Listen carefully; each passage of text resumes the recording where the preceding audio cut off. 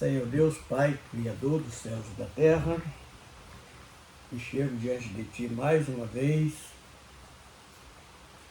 para realizar esse propósito que eu tenho no meu coração de divulgar da Tua Palavra, de tirar dúvidas de pessoas que estão duvidosas em algum assunto, em algum aspecto. Nós pedimos, Senhor, neste momento, a Tua ajuda para realizar esse trabalho, porque reconhecemos a nossa limitação. Mas quando Tu está à frente, tudo sai de acordo com a Tua vontade. E nós cremos neste momento que Tu vai estar dirigindo, Senhor, esta mensagem que vamos divulgar nesta manhã, no nome do Senhor Jesus. Amém. Então, hoje, por uma necessidade, nós vamos falar mais uma vez da igreja, fazendo algumas perguntas. Onde está a verdadeira igreja de Cristo? Então, para darmos alusão a este tema, nós vamos estar abrindo o Evangelho de João, capítulo 4, versículo 23 até o 30, que diz o seguinte: Mas a hora vem, e agora é, em que os verdadeiros adoradores adoram o Pai em espírito e em verdade. Porque o Pai procura a tais que assim o adorem. Deus é espírito e importa que os que o adorem em espírito e em verdade. A mulher disse-lhe: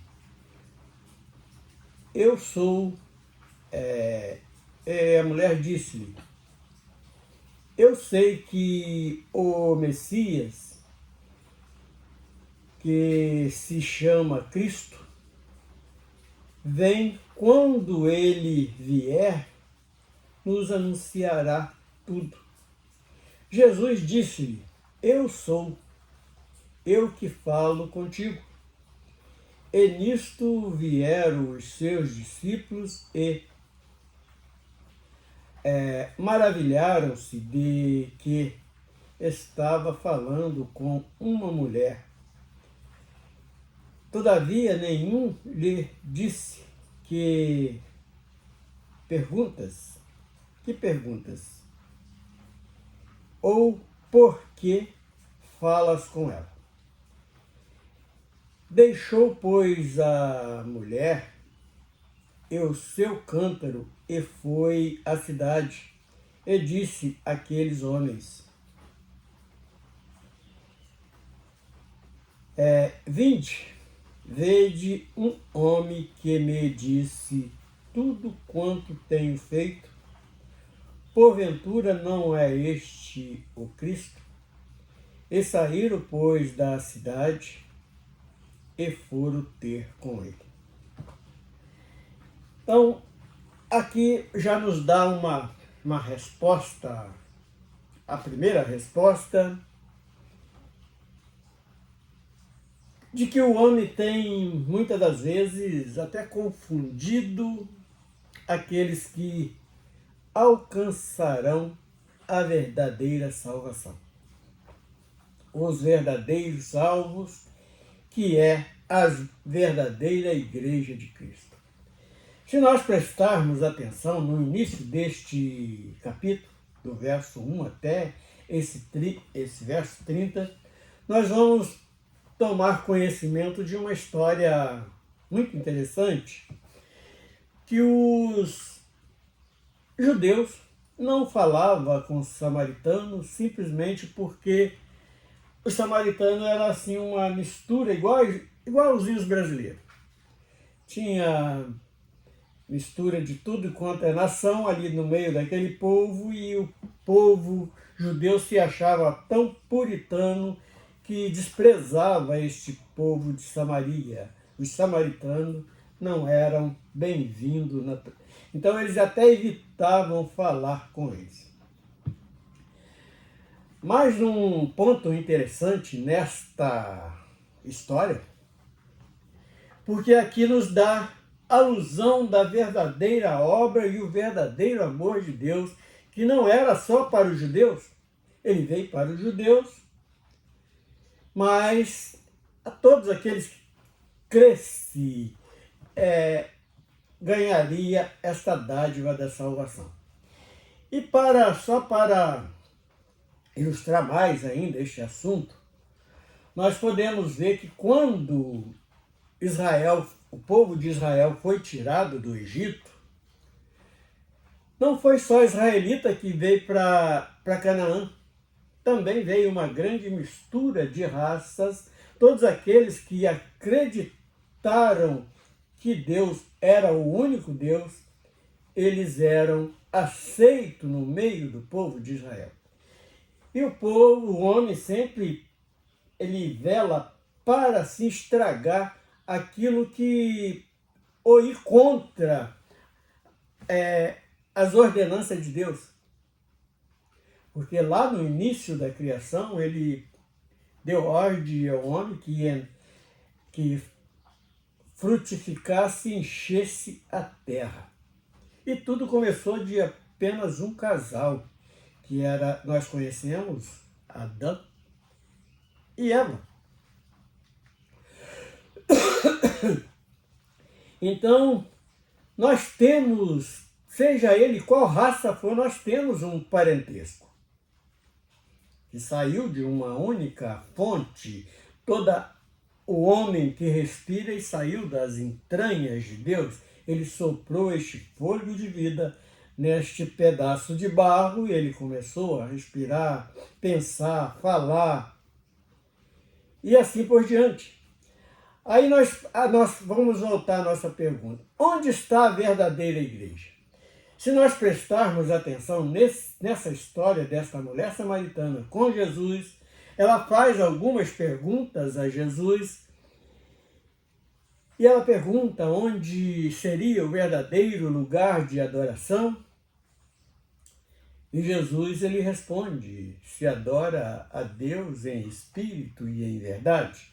Como nós vemos aqui nesse próprio texto, que o próprio Senhor procura tais adoradores que adorem em espírito e em verdade. E aquela mulher também fez uma outra pergunta, perguntando o seguinte, um diz que se adora a Deus em Jerusalém, outro diz que é no monte. E Jesus responde àquela mulher, fala, olha, nem no monte e nem em Jerusalém. Se adora a Deus em espírito e em verdade. Aí então nós vamos juntando os ensinamentos de Cristo e vamos começando a enxergar aonde está a verdadeira igreja.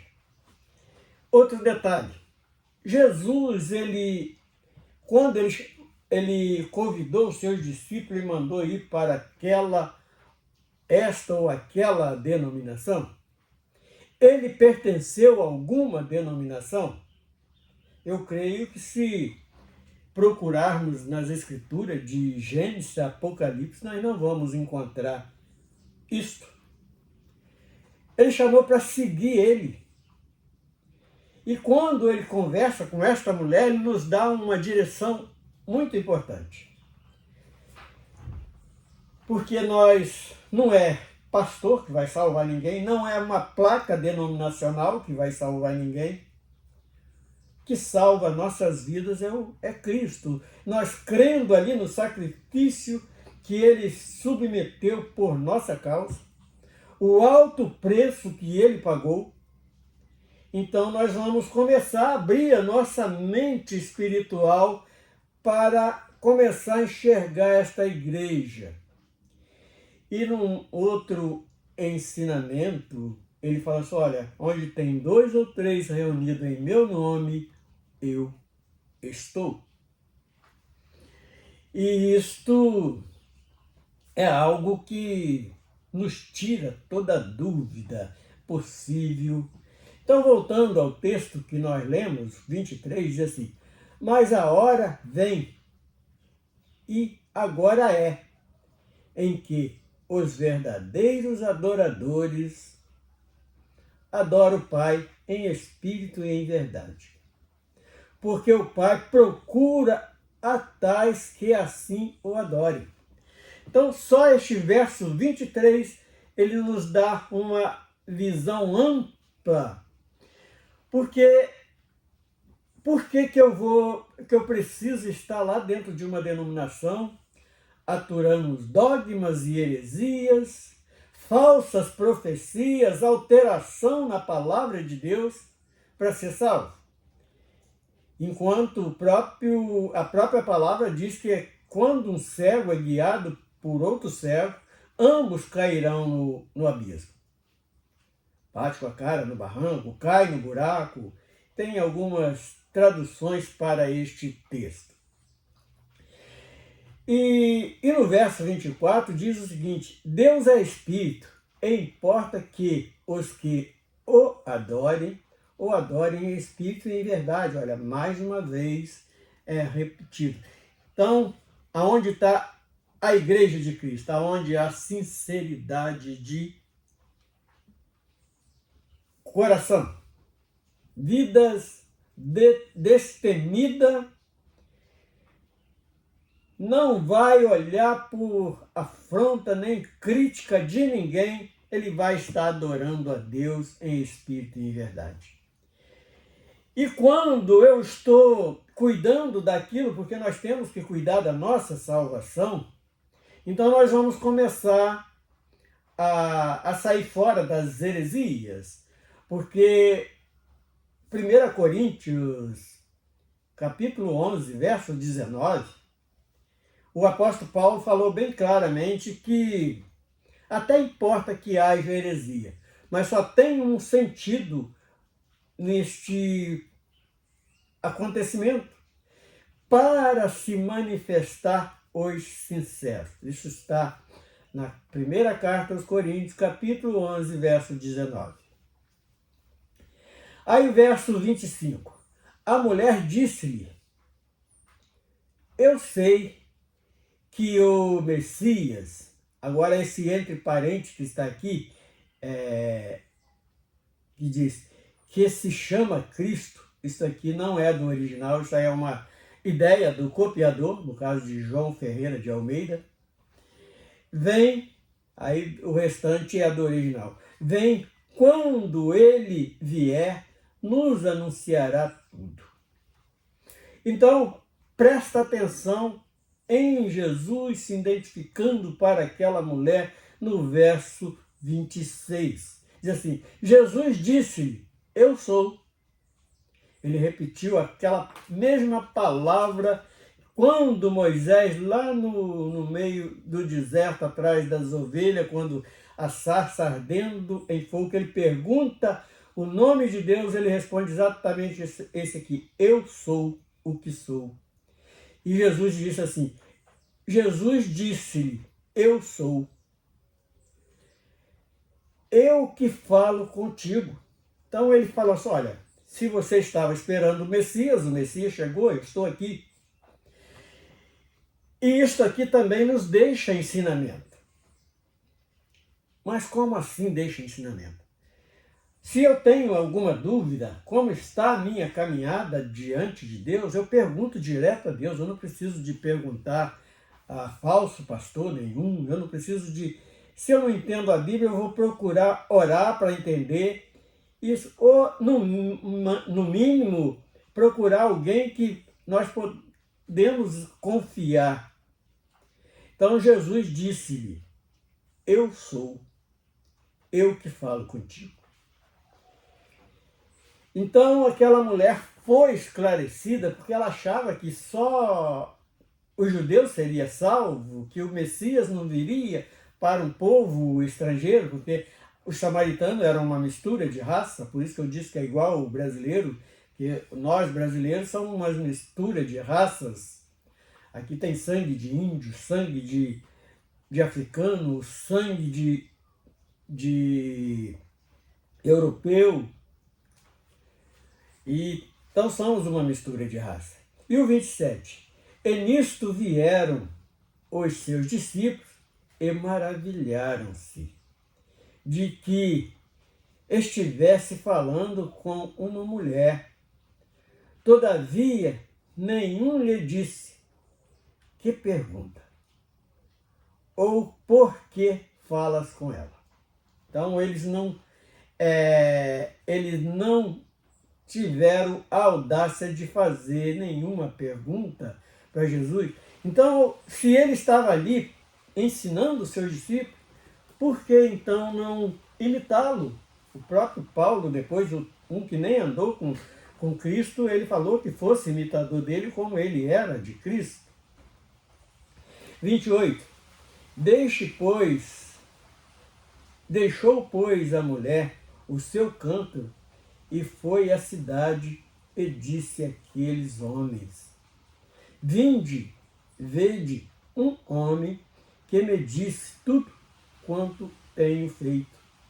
Porventura não é este o Cristo?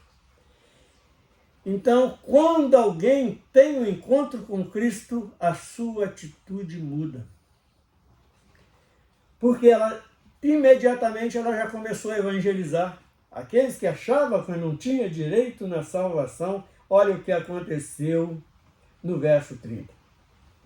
E saíram, pois, da cidade e foram ter com Jesus. Então, aquela pessoa que tem um verdadeiro encontro, que é esclarecida, ela começa a evangelizar. Aí alguém poderia fazer uma pergunta agora, bem aparentemente difícil de responder. Por exemplo, se eu acabei de dizer que denominação não é igreja, então se eu vou evangelizar, eu vou chamar para onde? Para seguir Jesus.